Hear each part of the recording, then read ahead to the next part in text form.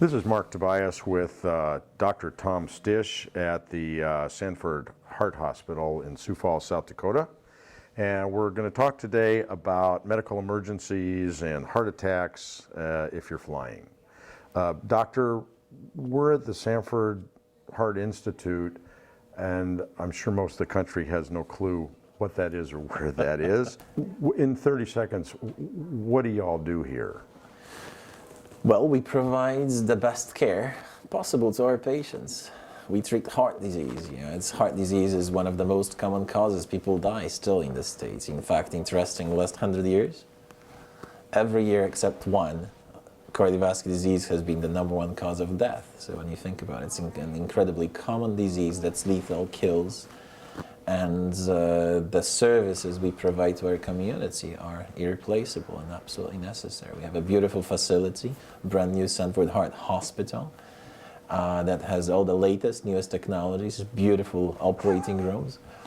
Our ambition is to bring the newest and latest to the region, and so far we've been quite successful. So the flying public is at risk because a lot of them have heart disease and can potentially have heart problems on board. Would that be accurate?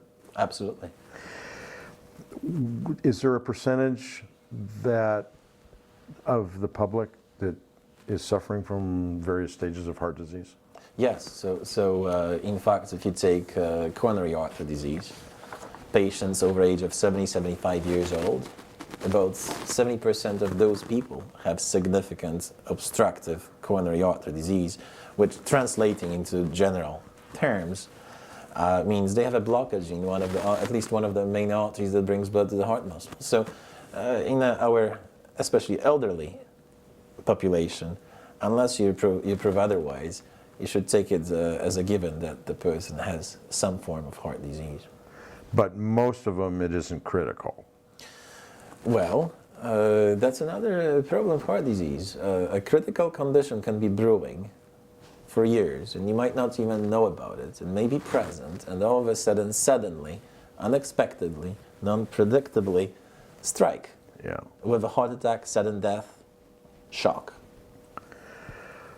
So I was briefed by some senior folks at Delta Airlines who shared with me some of their medical procedures on board. I fly about 150,000 miles a year on Delta, so I get to talk to a lot of crew. And they shared with me what they have on board, which I made a list that I've shared with you. First of all, are there certain people that shouldn't fly? Well, or are at a great increased risk? There definitely are people, patients who are at a much higher risk than a general person for flying, and it would be most advisable essentially for every patient that has heart disease, for instance, to talk over their cardiologist or a primary care physician as far as what specifically their risk of flying and getting in trouble is. Most heart patients get away with it and they're fine. Risk of having something major happen is relatively low. Unfortunately, when it happens, it's a critical issue. Yeah. However, there are some patients that might not be able to tolerate the circumstances of flights and might need other. But, however, if we are aware of some of the severe conditions, we can actually do things to help that person fly safely, such as, for instance, oxygen supplementation. Oxygen levels are known to be low on flights. Yes. when we're up in the air. And a lot of patients have severe conditions that will not allow them to tolerate such low oxygen levels, and they can get in trouble very easily. We can actually suggest and recommend, and we do it on a regular basis, that certain patients travel with oxygen supplementation and help them. So, and what about age group? As you get older, do you have to be more worried about flying? Yes, prevalence of heart disease increases with age, so definitely no question about it. Incidence of coronary artery disease, incidence of heart failure, as well as other conditions, chronic lung disease, propensity to clotting disorders increases with age. So, what about salt? Salts in food. Salt jacks up blood pressure. That is correct. So, especially on airline pre-processed food, I'm assuming there's a lot more salt because it makes things taste good. Yeah. we like salt. Oh, yeah. Right. Yeah, really?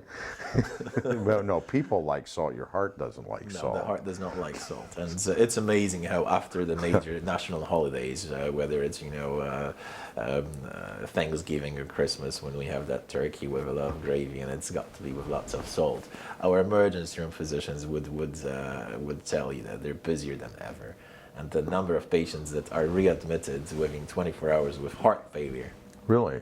is very impressive. Because of the salt. Salt intake over one single, so to say, meal day kind of a situation. How much can salt increase your blood pressure? Oh, it's 20 points, 30 points? It can increase it significantly. Yeah.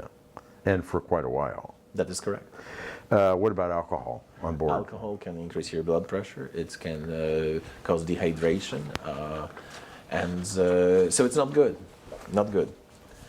How important is drinking a lot of water while you're on board? Extremely important, when especially when the elderly people travel, and frequently, interestingly, the physiology of aging is such that with age our perception of thirst is not as good. So first of all, we are busy traveling. Elderly people are more stressed by traveling. Right. They don't think about staying well hydrated, and so stressing the pertinence of drinking a lot of fluids is extremely important, especially to the elderly. My rule, I've always been taught 1 liter an hour. Is that, That's a little much. you think? I think that's a little much, especially to an elderly person. But, rational. So risks on board: heart attack, stroke, high blood sugar, diabetes, asthma, seizures, allergies. Correct. Are there any others that you would categorize?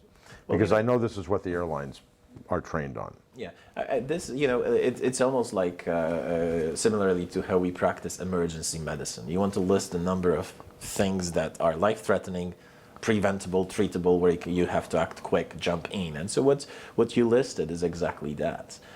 Heart attack, stroke, hypertensive crisis, sugar issues, passing out because of dehydration. These are the not that infrequently seen scenarios on flight, and those that we definitely want to pick up on and help. The sooner we identify the problem, the more likely we are to help that person. Right. Doctor, this is a really simplistic question. What's a heart attack for the layman out there? Because there's a lot of misconception. People sometimes think strokes are heart attacks.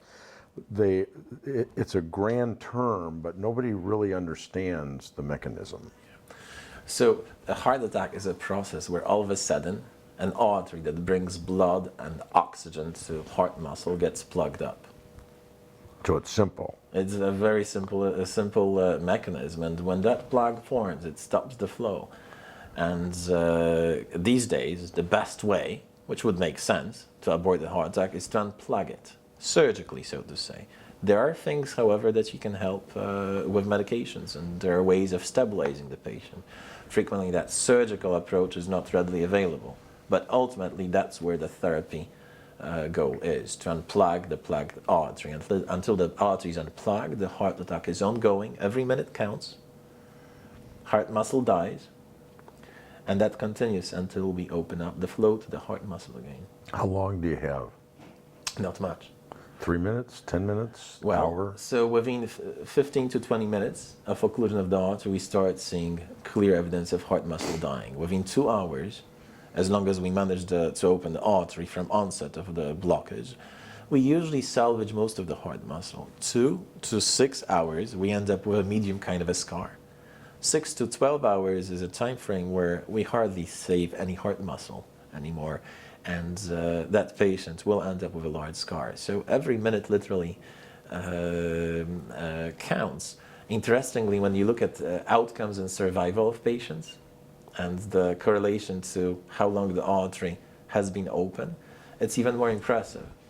Mortality rates can double in percent with increments of 10, 20, 30, 40 minute time of occlusion of the artery. So it's not only how much heart muscle dies, but it literally translates into patients' likelihood of survival. So time is everything in those situations. What about aspirin? Extremely important. Should you carry it with you when you fly? Mm-hmm. And how quick does it act? It acts very quickly. Usually we have a patient chew an aspirin where it's absorbed immediately. I would suspect that airlines would have an aspirin on board to be delivered. Currently the recommendation is to have a patient present in emergency room with a heart attack when it's diagnosed, to have that patient chew an aspirin within 10 minutes of arrival. Well, if you're on board, there's no arrival. That is correct. So if you take some Bayer aspirin, for example, will that thin the blood? Can it reduce a clot that's blocking an artery? Is it really effective instantly, or can it be? It can be. However, nobody should count on it taking care of the issue. Right. It's probably the best thing to do as a physician to a patient when you're out in the field and have that aspirin available. 1 aspirin, 2 aspirin, 375 milligram? 350 milligrams. Yeah. So usually what we say is 4 baby aspirins. So Right. it comes out to exactly 324. Are there different levels of heart attacks? Yes. Different levels of blockage, I assume? There are. So the blockage formation process, interestingly, it's a whole spectrum from a chronic, slow process of plaque growth and very slow narrowing of the lumen, where a patient may come and tell me that over 6 months they've been having progressively more shortness of breath with activity. Then there is a progression of the plaque where that kind of a stable, slowly growing plaque can rupture, and all of a sudden that ruptured plaque brings in that clotting component to the growth of the blockage. Little clots start forming, and that plaque starts narrowing the lumen faster. That patient may come and tell you that over the last 5 days they've been having progressively more chest pain or shortness of breath. And then there is the extreme where the artery blockage ruptures, a clot forms, and it occludes the flow abruptly, completely, and that's the Then you're worst done. case of heart attack that can happen. It's a so-called STEMI, or a transmural heart attack. And early warning signs, pain, shortness of breath, That's actually very interesting. sweating. The symptoms of a heart attack can be very vague. It can be anything from a classic, movie kind of chest pressure, tightness, fear of death experience, kind of chest pain, to some shortness of breath, a little dizziness, a little nausea. It could be a belly ache, could be an arm pain, could be a little tingling sensation, could be a heartburn. And that's a very interesting point. The biggest delay in delivering help to a patient with a heart attack is actually the patient themselves picking up the phone and calling 911. And the reason is that symptoms can be very subtle until it's too late. Yeah. And nobody wants to call 911. No, that's what. Not until they're really in trouble, and they know they're in trouble. It's so amazing. So many patients will actually not call 911 because they feel guilty that they're harassing somebody unnecessarily. Yeah. Where we, and then we keep on trying to educate our public. First thing crosses your mind, pick up the phone, 911, because then we can help you. So the flight crews have gear on board, they have medication, they're trained. I showed you the list that I made. What's your take on whether they can really make a difference? And obviously, if there's a doctor on board, they're covered by the Good Samaritan law that was passed in 1998, a federal law, to protect you all from liability. How much can a flight crew do? And if there's a doctor on board, can they drastically increase your chances of surviving until you get diverted down to the ground? The equipment, the training that the staff has on board is extremely impressive. I'm very impressed. I didn't realize myself that it's so extensive. And essentially from the most advanced surgical techniques, or the clot busting, so to say, drug therapies for a heart attack, they probably have essentially almost everything that I would have in my emergency room. Really? So as long as they know how to use it, I think, and activate help in time, especially if there is help from ground, or a help from a physician present on board, I think a lot can be done. So at least Delta Airlines is hooked up with StatMD, which is tied into the University of Pittsburgh Medical Center, which is one of the best in the United States, and with Mayo Clinic, obviously. So even if they don't have telemetry, like we have in South Dakota, we have telemetry in all of our ambulances now that they can feed data to you in the OR or ER instantly, so you know what's coming. If they could do that on all the aircraft, would that be significant, or would it really help to guide the doctor or flight crew on board? Absolutely. In fact, it's amazing how we probably underestimate the amount of telemedicine that we use these days. In fact, here in South Dakota, we actually have robots. Robots. Robots, that's right, that can fly. We can actually put a robot on a plane that will drive down the hallway in a hospital in Ortonville or elsewhere. I steer it with a joystick from here. The robot has a stethoscope. It has a camera. Okay. I need somebody to place the robot stethoscope on the patient's heart, but I can examine the patient from a distance remotely, see the patient, interview the patient, and to tell you the truth, essentially do almost a complete consultation evaluation, just as if I had the patient in my office. So we already apply that technology on ground. I don't see why we couldn't in the air, and I think that it would be most useful. How much bandwidth do you need to do that? Because a lot, especially Delta, and again, I fly a lot with Delta all over the world. They have Wi-Fi all over the country on most of their aircraft now, which is pretty good as far as bandwidth. It's not like at home, but it's pretty acceptable. Would this equipment run on Wi-Fi, do you think? Or do you need a lot of bandwidth? You probably do need a lot of bandwidth, but and again, this is a little outside my area of expertise. Right. But medicine is moving in that direction. In fact, here at Sanford, I hope we will soon be involved in creating a prototype of doing even coronary stenting heart procedures over distance using telemedicine, and we have engineers working on that signal transmission latency, bandwidth, right, etc. And I never realized how complex it is until I got involved in that project. It's a very complex issue. It's very. And nevertheless, I've been reassured that that technology exists out there. So you could do that anywhere in the world, as long as you had a link. Doctor, last question. What should travelers take with them as far as meds? Well, in case they get into trouble, antibiotics, aspirin. I think it's a good idea, especially if you're a world traveler, to consult with your primary care physician, and they will advise you best. However, above all, just general advice is make sure you don't forget your regular pills. Yeah, right. If you're a cardiovascular patient, your doctor instructed you to have nitroglycerin pills to take under your tongue. Make sure you don't forget those. Otherwise, I think I would say it's our responsibility to make sure we remember. Stay well hydrated. Avoid coffee. Avoid salt. If you're up if you're flying for hours, a long distance flight, do not sit in one place.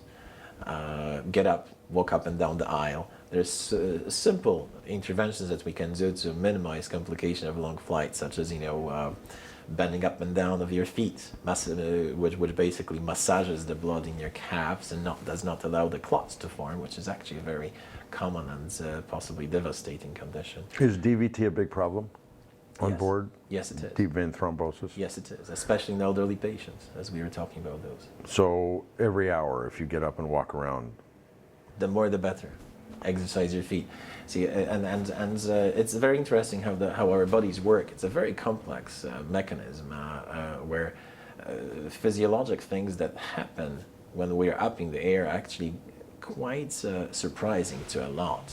But see, we start with being up in the air after hours of traveling to the airport, dehydrated, sometimes too much coffee, sometimes too much alcohol. Alcohol is a big problem on flights. It is. It is too many travelers, nothing else to do, so Yeah.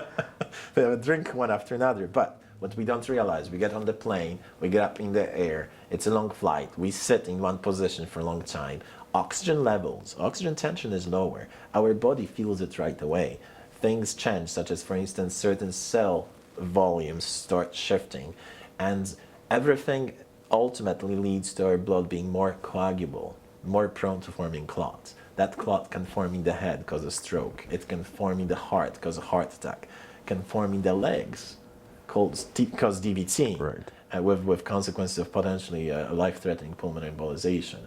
So those advices to stay well hydrated, no salt, no coffee, no alcohol, think about getting up, moving around. They're simple interventions, but it's ironically those simple interventions, just like in cardiovascular disease in general, that make the difference. You know, in cardiovascular disease, it's not some fancy newest drug surgical procedures that would make the biggest difference. 80% of heart disease is diet, weight, exercise. How easy and inexpensive to do, in fact.